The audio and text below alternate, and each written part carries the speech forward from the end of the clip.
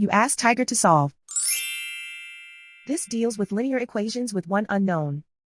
The final result is x equals 4. Let's solve it step by step.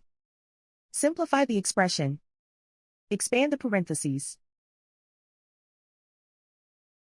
Simplify the arithmetic.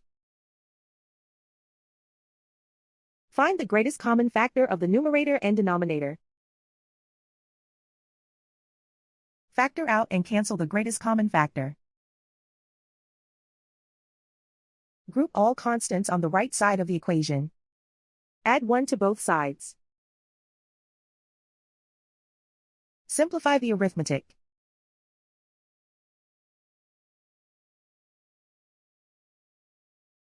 Isolate the x.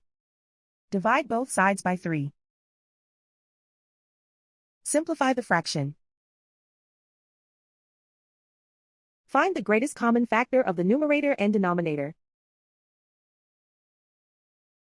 Factor out and cancel the greatest common factor. And so the final result is x equals 4.